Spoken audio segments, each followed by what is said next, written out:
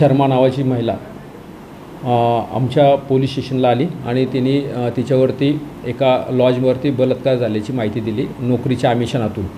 तर ती आल्यानंतर आम्ही तिच्याकडे चौकशी केली आणि चौकशी केल्यानंतर तिने सांगितलं की नाही, माझ्यावर बलात्कारच झाला आहे आणि माझी फिर्याद तुम्ही घ्यावी। म्हटलं ठीक आहे, म्हणून आम्ही तिचं फिर्याद दाखल केली। फिर्याद दाखल केल्यानंतर तिने जो आरोपी सांगितला होता अभिषेक सिंग नावाचा, तर त्याच्या अनुषंगाने आम्ही तपासाची चक्र फिरवली असता तो उत्तर प्रदेशमध्येच होता, त्याच्या घरीच होता आणि त्या परिसरात त्याच्या कामकाजानिमित्त तिथंच उत्तर प्रदेशमध्ये असल्यामुळे, लखनौमध्ये असल्यामुळं तो इकडं आलेलाच नव्हता। आणि हा जो सनी चव्हाण नावाचा जो वकील ॲडव्होकेट्स आहेत, त्यांनी स्वतःच्याच त्या पत्नीच्या भावाला याच्यामध्ये अडकवण्याचा प्रयत्न केला, कारण का त्या पत्नीचं आणि त्याचं पटत नव्हतं आणि त्याच्यावरती 498 दाखल करण्यात आलेला आहे। ह्या त्याचा सूड घेण्यासाठी त्याच्यावर त्यांनी कट रचला आणि कटामध्ये त्याचेच मित्रपरिवार ह्याच्यामध्ये सामील करून घेतले आणि स्वतःच त्या कटाचा मुख्य प्रमुख म्हणून राहिलेला आहे आणि तोच आता याच्यामध्ये आम्ही पुढील कारवाई करत आहोत।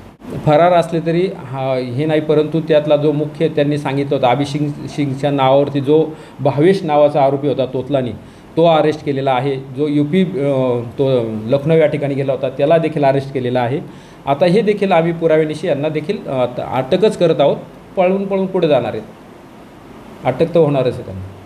कोणार्क, अपना शहर अपनी बातें।